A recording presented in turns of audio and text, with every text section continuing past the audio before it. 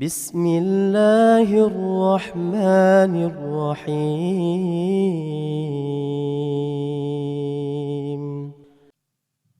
بسم الله الرحمن الرحيم. الحمد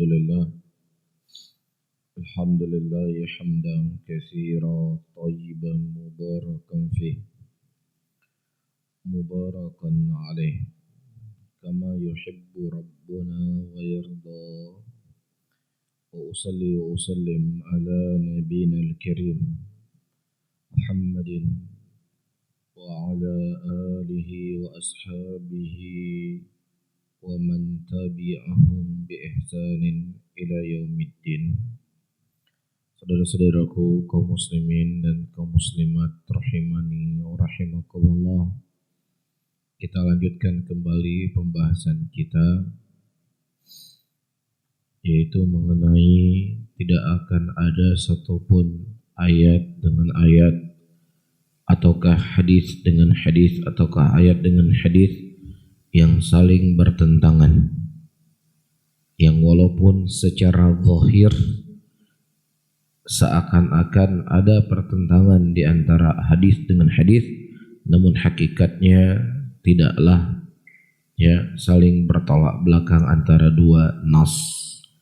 Sebagaimana disebutkan oleh al-Imam Asy-Syafi'i rahimahullah, walam najid anhu sallallahu alaihi wasallam syai'an mukhtalifan fakashafnahu illa wajadnahu lahu wajhan yuhtamil bihi alla yakuna mukhtalifan. Dan kita tidak pernah mendapatkan dari Nabi sallallahu alaihi wasallam sesuatu yang berselisih, kecuali ketika kita melihat dan memeriksa, kita akan mendapatkan ada satu sisi yang itu tidak berselisih antara satu dengan yang lainnya. Ini yang terakhir yang kita baca. Maka para mujtahidun ketika mereka melihat antara satu hadis dengan hadis yang lainnya seakan-akan saling bertentangan, maka ada thariqah yang mereka gunakan untuk mengumpulkan di antara dua hadis. Contoh, mungkin telah saya syaratkan pada pertemuan yang lalu, dalam sebuah hadis Rasulullah sallallahu alaihi wasallam memerintahkan untuk memuntahkan minuman yang dia minum dengan berdiri. Ya. Dalam hadis yang lain Rasulullah sallallahu alaihi wasallam beliau minum dalam keadaan berdiri.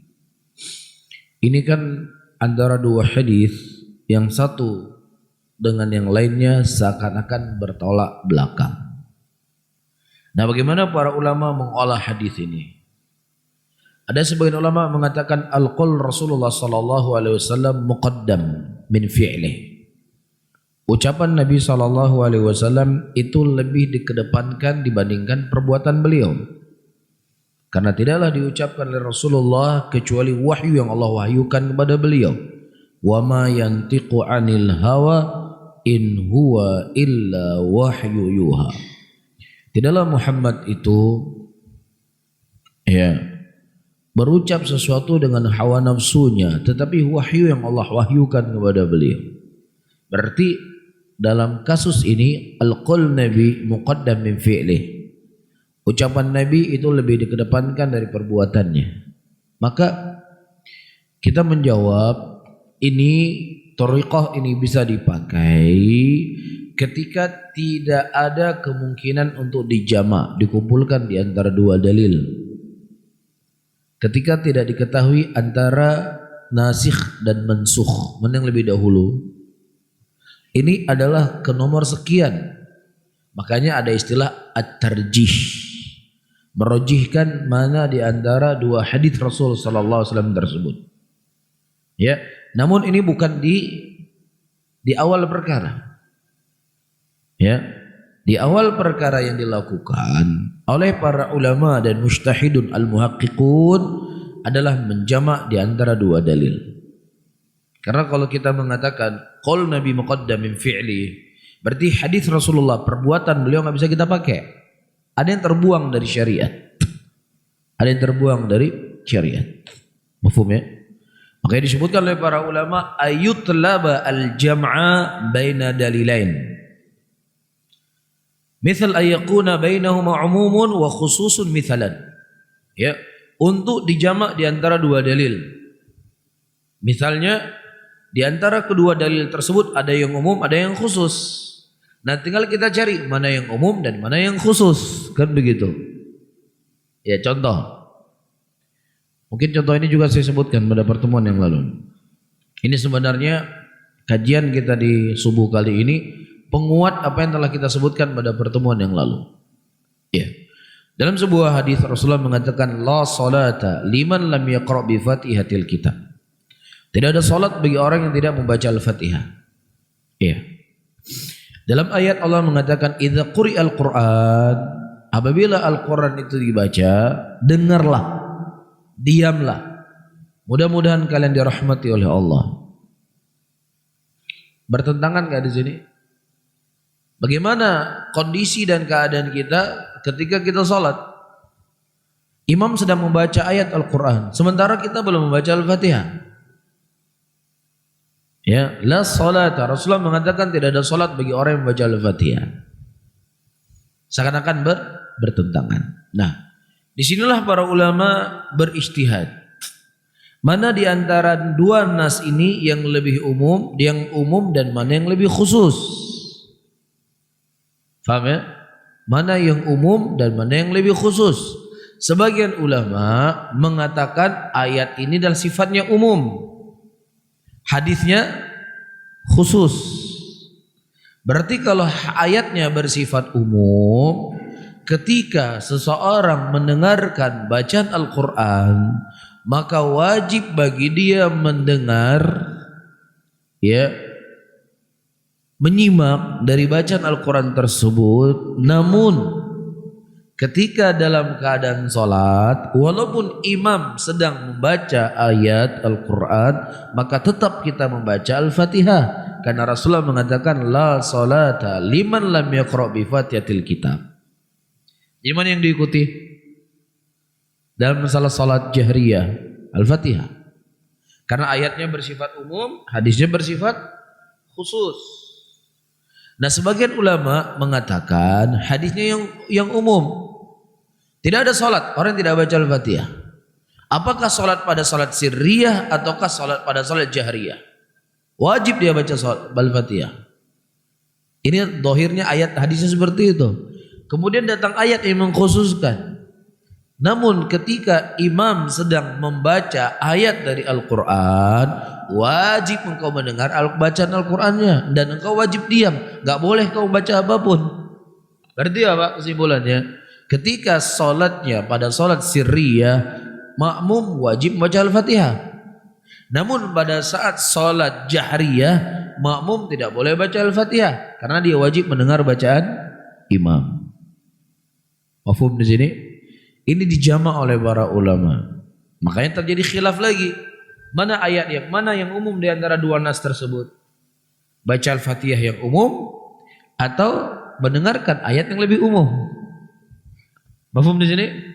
Nah, inilah yang menjadi sebab kenapa terjadi perselisihan, ya, di kalangan para ulama dalam abwab fiqhiyah.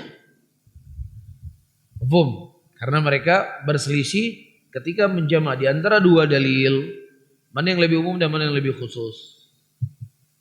Ini pelajaran yang penting. Ya, ini pelajaran yang penting bagi para mujtahidun dalam menilai nas, mengambil sebuah hukum dari nas tersebut. Nah, kita orang-orang awam, kita semua, saya dan kita semuanya di posisinya ulama, kita kan awam. Ya, kita belum sampai kepada tingkat mujtahidun. Namun setidaknya kita bisa mengetahui kenapa para ulama berselisih pendapat. Padahal dalilnya kan sudah jelas, dalilnya kan sudah gamblang. Mafhum ya? Baik. Nah, contoh lagi. Dalam hadis Rasulullah sallallahu alaihi wasallam dikhabarkan oleh para sahabat, yadahu yumna alal yusra wa huwal qa'im. Rasulullah meletakkan tangan kanannya di atas tangan kirinya dalam salat beliau ketika beliau berdiri. ketika beliau berdiri. Nah, berdirinya seseorang dalam sholat itu berapa keadaan? Berapa keadaan berdirinya seorang dalam sholat? 2 keadaan. Berdiri ketika dia takbiratul ihram, Allahu Akbar. Berdiri ketika dia bangkit dari ruku, Sami Allahu liman hamidah. Ini kan berdiri Rasulullah dalam sholat kan. Nah, sahabat Rasulullah mengatakan, aku melihat Nabi SAW ketika berdiri dalam sholat, beliau meletakkan tangan kanannya di atas tangan kirinya. Satu hadis. Dalam hadis yang lain, ada seorang sahabat merinci seluruh sholat Nabi Muhammad SAW dari semenjak takbiratul ihram sampai beliau salam. Di mana tangan Rasulullah, bagaimana beliau ruku, bagaimana beliau sujud, dirinci satu hadis. Nah, tidak dinukilkan oleh sahabat ini, tentang berdirinya Nabi Muhammad SAW dari rukunya, beliau meletakkan tangan kanannya di atas tangan kirinya. Tidak diceritakan. Ya. Nah, ulama mengambil hadis ini sebagai sesuatu yang lebih khusus. Nabi SAW ketika beliau berdiri meletakkan tangan kanannya di atas tangan kirinya, itu ketika beliau dalam keadaan takbiratul ihram. Allahu Akbar. Di situ beliau meletakkan tangan kanannya di atas tangan kirinya. Karena sahabat yang menceritakan hadis tentang rincian Rasulullah SAW salat, tidak disebutkan Rasulullah bersedekap ketika beliau bangkit dari rukunya. Paham di sini? Ya. Nah, sebagian ulama lagi mengatakan bisa saja ya ini sesuatu sudah maklum. Ketika sesuatu yang maklum ya sudah nggak perlu lagi dibahas. Ya, karena keumuman dalil dari hadis yang datang dari Rasulullah meletakkan tangan kanannya di atas tangan kirinya. Ini sifatnya adalah mutlak. Apakah berdiri dalam keadaan takbiratul ihram ataukah berdiri dalam keadaan bangkit dari ruku? Cuma di sana ada satu hadis yang lain, Rasulullah ketika beliau bangkit dari rukunya, beliau meletakkan tangan kepada asal tangan. Nah, kemana pada asal tangan? Disinilah terjadi khilaf ulama. Di mana asal tangan itu ketika sholat? Ketika kita berdiri seperti ini. Ini sudah sholat atau belum? Nah, sebagian ulama berdiri asal sholat dan berdiri adalah begini. Sebelum kita takbiratul ihram, kita berdiri dulu. Nah, ini asal tangannya. Nah, sebagian ulama tidak. Jadi katakan asal sholat Allahu Akbar. Ini namanya asal sholat. Berarti kalau tangan itu kembali kepada asalnya, begini posisi tangan. Mafhum ya? Nah, inilah yang menjadi sebab perselisihannya para ulama di dalam sebuah hukum yang mereka mengambil dari dalil yang sama. Apa sebabnya? Mana yang lebih umum dan mana yang khusus? Mana yang mutlak, mana yang muqayyad? Ya, yang intinya ingin kita bahas, tidak ada satupun nas, tidak ada satupun dalil antara satu dengan yang lainnya saling bertabrakan. Tidak ada. Namun yang diperselisihkan oleh para ulama, mana yang lebih umum, mana yang lebih khusus, itu saja. Faham? Nah, kembali kepada masail yang kita sebutkan tadi. Berdirinya Rasulullah SAW minum dalam keadaan berdiri, nah dirinci oleh para ulama. Larangan Nabi SAW untuk minum dalam keadaan berdiri, itu larangannya tidak sampai jatuh kepada pengharaman, tapi larangannya itu kepada makruh. Ya, karena Rasulullah SAW minum dalam keadaan berdiri. Ini satu qaul. Qaul yang lainnya, ulama mengatakan berdirinya Rasulullah SAW dalam keadaan beliau berdiri itu waktu itu beliau minum air zam-zam. Maka siapa saja yang seseorang minum air zam-zam disunahkan dia minum dalam keadaan berdiri. Adapun selain minum air zam-zam dia duduk. Paham ya?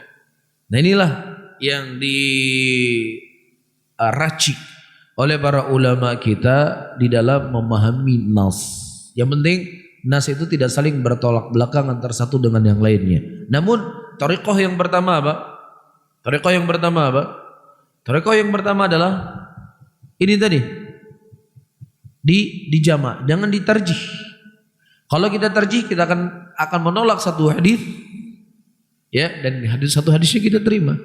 Tapi ketika kita menggunakan thariqatul jama', maka apa? Hadis ini kepakai. Mafhum? Jelas ya? Kedua, fa illam yatayassar al-jam'u, kalau seandainya tidak memungkinkan untuk dijama' antara satu ayat hadis dengan hadis, ini enggak mungkin sekali dijama'. Yunzar ila tarikh kullu minhuma li ma'rifatil mutaakhir liyakunu nasikhan.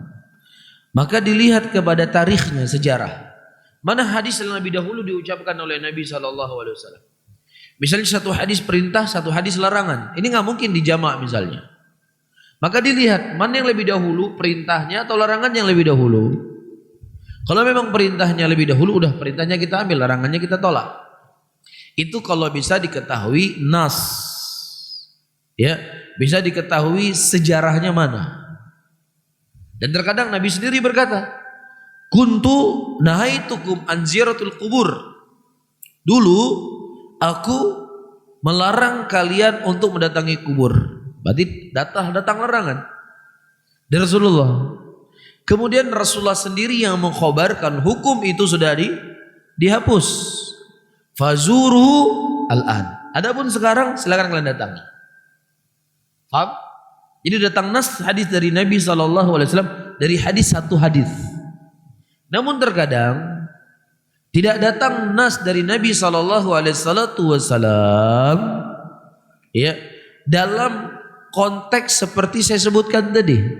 Misalnya Rasulullah menghalalkan mut'ah. Apa yang dihalalkan oleh Rasulullah? Mut'ah.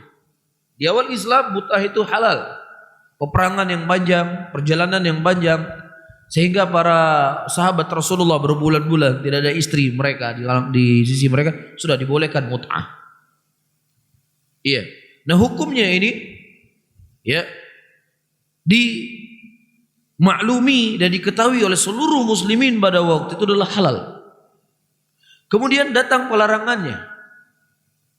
Datang larangannya, Rasulullah SAW melarang untuk menikah mut'ah di hari kapan? Di hari Khaybar. Nah, ada sahabat-sahabat Rasulullah SAW yang ketika Rasulullah menyampaikan tentang hadis haramnya mut'ah, mereka tidak mendengar. Iya, bisa saja mereka waktu itu tidak berada di tempat tersebut. Iya, atau mereka sudah safar. Mereka pergi ke Yaman, mereka ke Kufah, ke Basrah. Sehingga hadis Nabi SAW tentang haramnya mut'ah itu tidak terdengar di telinga mereka. Nah ketika berada di Kufah, di Yaman, ditanya, wahai sahabat Rasulullah, apa hukumnya mut'ah? Mut'ah hukumnya halal. Rasulullah telah menghalalkan mut'ah. Boleh sampaikan hadis. Nah orang-orang yang di Yaman, di Kufah dan lain sebagainya menyampaikan ilmu tersebut, mut'ah halal, mut'ah halal, mut'ah halal. Karena akan tersebar hadisnya. Mafhum atau tidak? Mafhum atau tidak? Nah, inilah yang menjadi sebab terjadinya apa? Perselisihan. Ada di antara orang membolehkan mut'ah, Ibnu Abbas. Ya. Nah, ketika Abdullah Ibnu Abbas berfatwa mut'ah, bolehnya mut'ah, ada di antara sahabat Rasulullah yang mendengar mut'ah itu haram, langsung ditegur. Ya Ibnu Abbas, Rasulullah SAW telah mengharamkan mut'ah di hari Khaybar. Nah, para sahabat Rasulullah, Abdullah bin Abbas, bukan sahabat Abdullah bin Abbas, yang mendengar hadis ini diterima atau tidak? Terima. Ya sudah, saya rujuk. Nah, orang-orang yang mendengar hadis tentang mut'ah ini, kebetulan mut'ah itu enak, lezat, mau nggak mereka terima? Nggak mungkin terima, tetap mereka sampaikan. Ini kurang lebih gambaran kenapa sebab terjadi perselisihan di kalangan umat Islam tentang beberapa hukum fikih. Ini diantara sebabnya. Mafhum ya? Nah kita kembali kepada asal yang kita sebutkan tadi. Ketika tidak mungkin untuk dijama' di antara dua dalil, maka apa? Dilihat mana yang lebih dahulu di antara dua dalil tersebut. Oh kalau yang lebih dahulu berarti ini diamalkan, ini terhapus, maka hadis yang terakhir diamalkan. Mafhum ya? Fa in ta'adzara al-ilmu bi tarikh. Nah, kalau seandainya ilmu dengan tarikh itu tidak bisa diketahui, mana yang lebih dahulu, mana yang lebih akhir, maka ditarjih, dikuatkan. Ada sebagian ulama dikuatkan kembali kepada pendapatnya Ahlul Madinah. Apa yang diucapkan oleh penduduk Madinah, nah, itu pendapat yang kita ambil. Karena penduduk Madinah tempat di mana Rasulullah SAW berhijrah, tempat Rasulullah meninggal. Mereka lebih alim dibandingkan orang yang lainnya. Bisa difahami. Ini diantara bentuk tarjihat. Bagaimana kita meroji sebuah permasalahan yang tidak mungkin dijamak, tidak mungkin diketahui mana yang nasikh dan mansukhnya, karena sejarah tidak bisa dibuktikan. Maka ada thariqatul at-tarjih, kita rojihkan mana di antara dua pendapat tersebut. Kita lihat ucapan sahabat Rasulullah, terkhusus penduduk kota Madinah. Paham? Iya, misalnya nas tentang makanan itu haram. Pertama, datang nas pengharamannya. Hurimat alaikumul maitatu waddamu walamul khinzir. Allah mengharamkan kepada kalian bangkai, darah dan daging babi. Ini jelas datang pengharamannya. Apa saja yang diharamkan oleh Allah bita'yin itu haram hukumnya. Kedua, jumhur ulama berpendapat apa saja yang Allah perintahkan untuk dibunuh, apa saja yang diperintahkan oleh Rasul untuk dibunuh, dan apa saja yang dilarang untuk dibunuh maka haram untuk dimakan. Apa yang diperintahkan untuk dibunuh? Tikus. Iya, haram untuk dimakan. Apa yang diperintah atau dilarang untuk tidak dibunuh? Burung hudhud, haram dimakan. Ya, jadi ini pendapat jumhur. Apa saja yang diperintahkan atau dilarang untuk dibunuh atau diperintahkan untuk dibunuh, maka haram binatangnya itu dimakan. Ya. Kemudian, ya, seluruh binatang yang buas itu dilarang, haram untuk dimakan. Walaupun tidak datang nasnya penyebutan hewan itu haram, itu haram. Mafhum? Selama dia buas maka haram untuk dimakan. Nanti ada beberapa hewan yang para ulama berselisih pendapat. Gajah buas atau tidak? Nah, kalau gajah buas berarti dia haram. Kalau dia tidak buas, kembali kepada hukum asal. Semua yang ada di muka bumi ini halal kecuali datang sesuatu dalil yang mengharamkannya. Mafhum? Jelas ya? Baik. Kemudian yang keempat, mustakhbath, binatang yang menjijikkan. Pertama, tidak datang nas yang mengharamkannya. Kedua, bukan binatang yang diperintahkan untuk dibunuh. Ketiga, ya, apa ketiga tadi sebutkan tadi? Mustakhbath, menjijikkan. Nah, Allah Subhanahu wa taala tidak menyebutkan apa itu binatang menjijikkan, apa saja contohnya. Dan disebutkanlah oleh para ulama, binatang yang menjijikkan apa yang dianggap oleh penduduk Madinah itu jijik. Ya, apa saja yang menurut mereka menjijikkan, ya sudah nggak boleh dimakan. Ya. Nah, ini ayyuhal rahimani wa rahimakumullah. Terkadang bisa diterima, terkadang tidak bisa diterima. Rasulullah penduduk Madinah atau tidak? Beliau penduduk Madinah. Ketika Nabi dihidangkan ad-dhaba, beliau dihidangkan dhaba. Ya, beliau tidak makan. Beliau berkata, aku tidak pernah mendapatkan makanan di tempat di negeriku. Tapi beliau menghalalkan. Mafhum ya? Nah, sehingga ini tidak bisa dijadikan sebagai acuan mutlak. Apa yang menurut penduduk kota Madinah menjijikkan dari makanan tersebut sudah tidak boleh dimakan. Maka di sana para ulama mengatakan mustakhbath adalah hewan yang hewan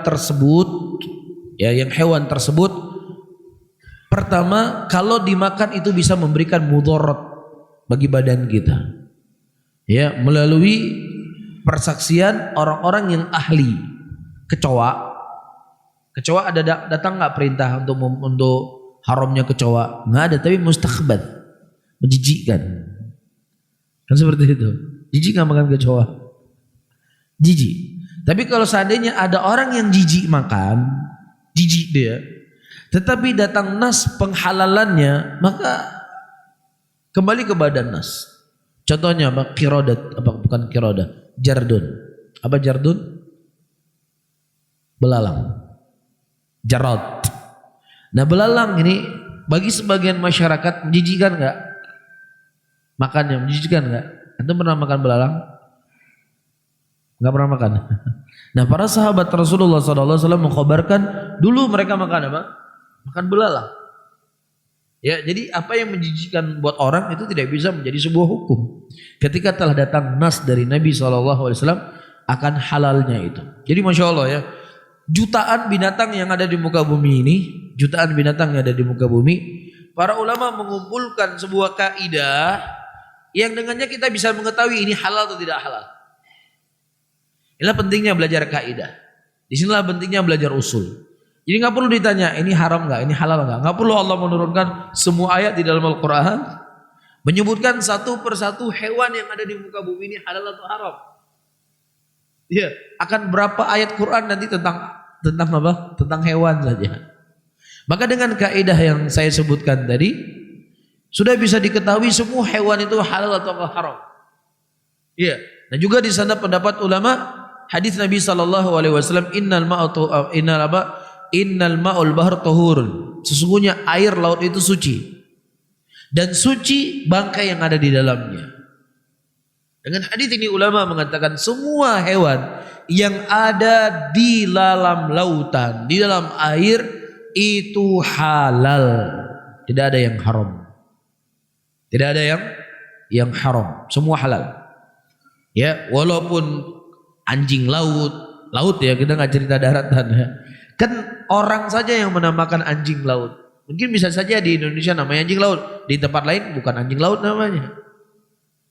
Ya? Cuman karena sudah disebut nama anjing jadi menjijikkan. Ya, namun intinya apa saja yang berada di dalam air itu suci. Itu kata Rasulullah. Bangkainya itu suci, nggak najis. Ya, maksud dari ucapan Nabi tersebut adalah sesuatu yang datang dari laut. Tapi kalau seandainya dia sesuatu datang dari daratan, matinya di laut. Ya, misalnya ada kapal membawa sapi dari Australia atau kambing. Ya, jatuhlah berapa ekor kambing ke dalam lautan, mati. Halal enggak? Enggak halal, haram ini. Loh, katanya kan bangkai lautan enggak najis, suci. Iya, bangkai lautan yang datang dari laut. Ini masalahnya hewannya darat, matinya di laut. Sampai-sampai disebutkan oleh para ulama, kalau seandainya ada putri duyung dalam lautan, halal nggak untuk dimakan? Halal kalau ada. Paham? Namun di sana para ulama mereka berselisih pendapat tentang buaya. Buaya itu namanya timsah. Apakah buaya itu halal dimakan ataukah tidak halal dimakan? Mafhum ya? Nah, ketika kita membahas hal yang seperti ini ya ikhwah, padahal kalau kita membaca kitab fikih mutawwalat dari kitab ulama dibahas dan terjadi khilaf ulama di sana. Dan lagi-lagi apa yang sering kita sampaikan, kita berhadapan dengan orang yang minim referensi. Apa yang dia tidak ketahui berarti salah. Apa yang nggak pernah dia dengar berarti sesat. Nah, ini kita repot. Ya, kita fikih apa yang sudah Anda pelajari. Sehingga ketika ada orang membahas masalah fikih Anda tidak terima. Anda katakan sesat. Kitab fikih apa yang sudah Anda pelajari. Iya, baca kitab fikih besar dari kalangan ulama dibahas. Buaya itu haram atau tidak haram. Ada ulama mengatakan kalau buaya itu adalah binatang darat, binatang laut, ya sudah. Apa yang ada di laut itu suci. Tapi kan buas. Nah sekarang ikan hiu buas enggak? Saya tanya sama antum, ikan hiu buas enggak? Antum makan ikan hiu enggak? Lo buas? Hah? Makan ikan hiu enggak? Kalau kita cerita buas, ikan hiu juga buas. Dia hidup di air. Ya, makanya sebagian ulama mengatakan buaya dia juga bisa hidup di darat. Dia bisa hidup di darat. Walaupun dia nggak masuk ke air berbulan-bulan, bisa hidup nggak buaya? Bisa. Berarti dia dihukumi binatang darat. Nah kalau dia dihukumi binatang darat, maka dia buas. Oh tidak, buaya itu hukum asalnya tinggal di air. Sekali-sekali main ke daratan. Inilah terjadi khilaf ulama dalam masalah ini. Mafhum ya? Kita berbicara hukum fikih di sini. Kita nggak bicara perasaan. Ya, kita berbicara hukum fikih dan ulama membahas. Kita tidak akan mungkin membahas kalau ulama tidak membahas. Tapi ulama membahas masalah ini dalam kitab-kitab mereka. Ini jadi masalah. Mafhum ya? Namun kita orang Aceh beda dengan saudara-saudara kita di Jawa. Orang Aceh paling kalau mau makan daging kan ayam, bebek, kambing, sapi kan. Ini kan. Yang hampir sama dengan orang Arab. Terkhusus orang Yaman, itu mereka nggak mau makan yang aneh-aneh. Nggak makan yang aneh-aneh. Kalau daging ayam, karena di sana nggak ada bebek, mungkin ayam, sapi, kambing ini toh yang dimakan, unta. Yang aneh-aneh nggak dimakan. Ya kelinci, orang Aceh banyak orang Aceh nggak jijik dia makan kelinci. Tapi itu halal. Apalagi orang Aceh suruh makan buaya, mau? Hah? Mau nggak makan buaya? Jijik pasti kita nggak suka kita makan. Tetapi kita berbicara hukum fikih sekarang. Ya, sebagaimana kita nggak masuk akal ketika membahas bolehnya seorang laki-laki Muslim menikahi seorang wanita ahlul kitab. Siapa ahlul kitab? Yahudi dan Nasrani. Masuk akal nggak tuh menikah dengan seorang wanita ahlul kitab? Tapi Al-Quran membolehkan. Maaf di sini, Al-Quran membolehkan untuk seorang laki-laki Muslim menikahi wanita dari kalangan ahlul kitab. Siapa ahlul kitab? Yahudi dan Nasrani. Ya, ini hukum Allah nggak boleh ditolak. Allah yang sampaikan dalam Al-Quran, nggak boleh ditolak. Ya, adapun di sisi praktek nggak ada keharusan seseorang harus menikahi wanita ahlul kitab. Tetapi demikian datangnya nas kepada kita. Ya, nah orang-orang yang minim terkadang minim, kita juga demikian. Kalau seandainya kita tidak belajar kaji kawin dalam yang wakafi, pula mengamau. Padahal di surat Al-Maidah Allah sebutkan. Nggak perlu cari-cari surat-surat yang tengah, surat yang ma'ruf Al-Maidah. Allah sebutkan di situ boleh menikahi wanita dari kalangan ahlul kitab. Jadi masalahnya sekarang bukan Islamnya yang aneh sebenarnya, kitanya yang aneh, yang bacaannya apa yang dibaca oleh orang-orang hari ini kalau mau jujur? Apa yang dibaca? Hah? Detik.com kan itu yang dibaca. Status di Facebook kan itu yang jadi bahan bacaan. Lah gimana ente akan tahu hukum fikih ini dan ini? Yang dibaca hal yang saya sebutkan tadi. Coba belajar fikih. Udah nggak usah jauh-jauh, baca syarah Bulughul Maram, Subulus Salam. Udah, di situ akan dapat. Tapi kalau seandainya satu kitab, itu kitab yang dipelajari, nggak naik-naik kelas, kitab itu saja. Dari semenjak belajar, akhir belajar matan takrib dengan tufah, udah itu saja. Ya, yang dibaca pun matannya. Coba baca matan takrib dengan syarahnya ulama. Akan didapatkan di sana perselisihan yang seperti ini. Ya, lah kemudian Anda cuma baca kitab matan takrib. Di sana ulama-ulama menghabiskan kitab Syarhul Muhadzab, menghabiskan khotam baca kitab Mughni Labib sekian puluh jilid. Ya beda dong bawasannya. Bukan saya, lo ulama ya. Kita menukilkan ucapan ulama kita kan begitu. Ya kalaupun kita satu jilid pun belum tamat. Nah ulama itu sudah tamat baca kitab fikih yang besar-besar itu. Lah ente baca matan takrib pun kadang nggak ente baca. Cuma nggak pernah dengar saja. Kemudian menyalahkan orang yang sudah nyelam ke tengah lautan. Ya kan? Dia berenangnya di barat di pinggir sungai, di pinggir laut. Dia lihat batu karang di situ. Neongkongko bebeno bacu-bacu nan. Iya, ada orang yang nyelam ke tengah lautan sana. Macam-macam dia lihat, dikhabarkan. Kalau ku kalan nyo pui pugahan. Hantam na kalau kalan lagi. Saya berpuluh tahun berenang, nggak pernah saya lihat apa yang dia khabarkan. Iya, ente berenangnya di pinggir pantai. Paling jauh mungkin 10 meter dari pantai. Gimana ente mau tahu yang aneh-aneh? Paham ya? Baik. Kemudian ayyuhal rahimani wa rahimakumullah, kita baca sedikit lagi. Poin yang ke-6, ini poin yang cukup penting. Daru ta'arud bainan naql wal aql. Tadi kita berbicara tidak akan pernah bertentangan di antara satu nas dengan nas yang lainnya. Nah, poin selanjutnya tidak akan pernah terjadi pertentangan di antara an-naql, apa itu an-naql? Al-Quran dan Sunnah dengan akal yang sehat. Paham? Tidak akan pernah bertentangan antara ayat dengan akal, nggak pernah bertentangan. Tidak akan pernah bertentangan antara hadis dengan akal, nggak pernah bertentangan. Tapi syaratnya akalnya harus akal yang sehat. Ya, saya sering contohkan sebelum saya baca. Ya, kalau antum tanya kepada nenek-nenek yang jualan sayur di pasar, nek, mesen apeng, kira-kira cita-cita udip dan kalau mati. Apa kira-kira dia jawab? Naik haji, lihat Ka'bah. Kan begitu kan? Orang yang sudah rusak akalnya, apakah dengan syubhat, apakah dengan kebidahan, pasti jawabannya nggak seperti itu. Ya, ngapain naik haji? Yang ada merusak ekonomi rakyat. Apa faedahnya tawaf, mabit di Mina, ya, kemudian mabit di Muzdalifah, wukuf di Arafah, apa faedahnya? Gak ada manfaat yang didapatkan. Ini sudah rusak akalnya orang-orang liberal, kan begitu?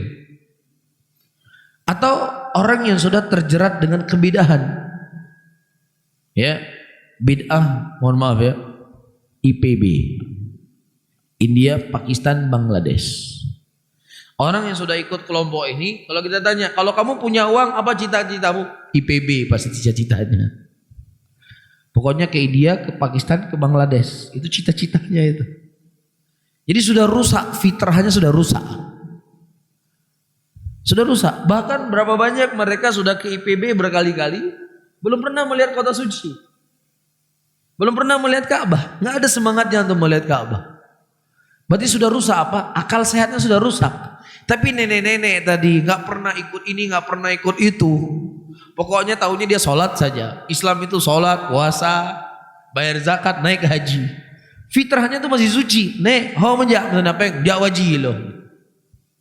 Masih apa? Masih sehat akalnya.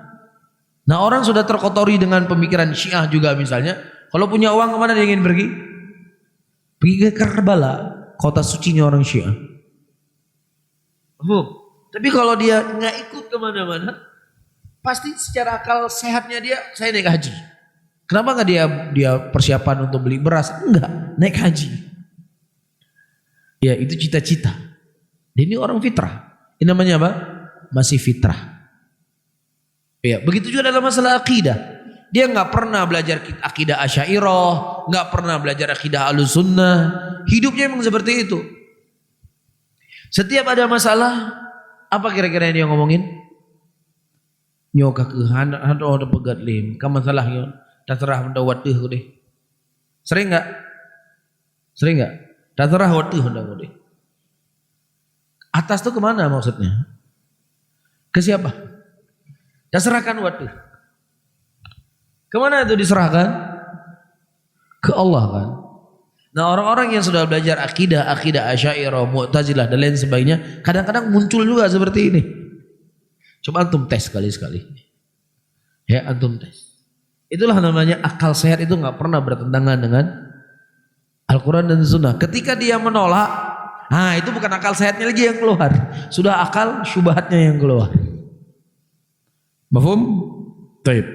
Maka kata Syekh di sini, wa mimma yanbaghi i'tiqaduhu anna nususal kitabi wa sunnati la yu'arridu syai'un minal ma'qulati as-sariha li'anna Allah ta'ala khalaqal 'aqla wa ja'ala min wadha'ifihi ayufham 'anhu wa ya'qil dinahu syar'ahu wa masail syari'ah laysa fiha ma yaruddu al-aql as-salim bal kullu ma adraku al-aqlu min masailihi fa huwa yashhad lahu bis-sihhah wa ma qasara al-aqlu an idrakihi min masailihi fa hadha li'azami syari'ah fa syari'atu qad ta'ti biha wa yuhayyiru al-uqula la bima tuhilu al-uqul. Masyaallah, saya artikan kemudian kita tutup pengajian. Ini pembahasan yang cukup penting. Pembahasan yang cukup penting dan tersesat banyak dari kalangan manusia dalam masalah ini. Perhatikan kaidahnya. Saya artikan, kita jelaskan pertemuan yang akan datang. Wa mimma yanbaghi, dari sesuatu yang wajib untuk kita yakini bahwasanya nas Alkitab dan nas as-sunnah itu tidak akan pernah bertentangan sesuatu apapun dari akal yang masih suci. Kenapa? Li'anna Allah Ta'ala khalaqal aqla, karena Allah Subhanahu wa Ta'ala lah yang menciptakan akal. Wa ja'ala min wadhaifihi, dan Allah jadikan dari tugas akal tersebut ayafhama anhu, untuk dia memahami nas tersebut, wa ya'qila dinahu wa syar'ahu, supaya dia bisa faham agama Allah dan syariat Allah. Ini Allah gunakan, menciptakan kita akal. Makanya Allah mengatakan afala taqilun, afala tatadhakkarun, tidakkah kalian berakal, tidaklah kalian berfikir. Selalu Allah banyak dalam ayat Allah tanya akal, akal, akal, akal. Kenapa? Memang tugas akal ini adalah apa? Untuk memahami nas. Mungkin enggak Allah menggunakan akal yang nas, yang menggunakan nas, kemudian akalnya menyimpang? Enggak. Fitrahnya manusia, akalnya itu suci, pasti suci. Nah, kenapa dia menolak? Karena sudah masuk syubhat, sudah masuk syahwat di situ. Nah, ini jadi masalahnya. Makanya bukan Al-Qur'annya tidak sesuai, tapi akalnya ente yang sudah rusak. Kemudian wa masailu syariah laisa fiha ma yaruddu al aql salim, dan masalah-masalah dalam syariat itu tidak akan mungkin tertolak dengan akal yang masih selamat. Bahkan seluruh apa yang diketahui oleh akal sehat, maka masalah-masalah syariat itu membenarkan apa saja. Ya, ada orang-orang yang terkadang akalnya itu masih salimah, tidak terkena dengan syubhat terkadang. Ya, itu pasti cocok dengan dalil, pasti cocok. Pasti cocok dengan Al-Quran dan Sunnah. Orang-orang liberal, ya, kita pasti memerangi orang liberal ya. Terkadang ada orang liberal itu kadang-kadang ada kecerdasan di otaknya. Ya, ada kecerdasan dalam otaknya. Kadang-kadang muncul fitrahnya. Tapi yang jeleknya lebih banyak. Ya, saya kagum dengan ucapan seseorang. Dia berkata, ini orang liberal. Ya, mungkin pernah saya sampaikan juga. Dia mengatakan dalam masalah keyakinan itu tidak ada toleransi. Yang ada toleransi adalah muamalah. Ini luar biasa dia cerita. Masalah keyakinan nggak ada toleransi. Dia yakin seperti ini, kita yakin seperti ini, nggak ada toleransi. Itu tinggal diyakini dan diamalkan. Yang ada toleransinya adalah muamalah keseharian. Itu ada toleransi. Gotong royong bersama, hal-hal yang bukan lari kepada keyakinan. Rumahnya bocor, ya kita bantu rumahnya. Kotnya sumbat, kita bantu sumbatnya. Silakan buat toleransi dalam masalah ini. Adapun dalam masalah keyakinan nggak ada toleransi di situ. Hari ini kita sembah Allah, besok kita sembah tuh Yesus di gereja. Nggak ada toleransi dalam masalah keyakinan. Mafhum ya? Baik. Ini insya Allah ada contoh-contoh yang kita sebutkan pertemuan yang akan datang.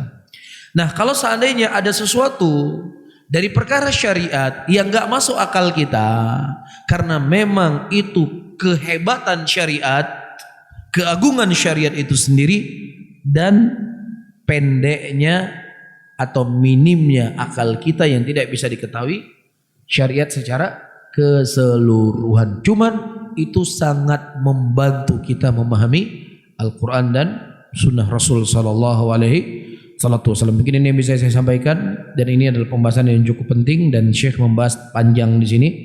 Ya, insya Allah akan kita jelaskan pada pertemuan yang akan datang. Taib Allahu a'lam bishawab. Saya akhiri. Allahumma salli ala Muhammadin wa ala alihi wa ashabihi wa man tabi'ahum bi ihsanin ila yaumiddin. Wassalamualaikum warahmatullahi wabarakatuh.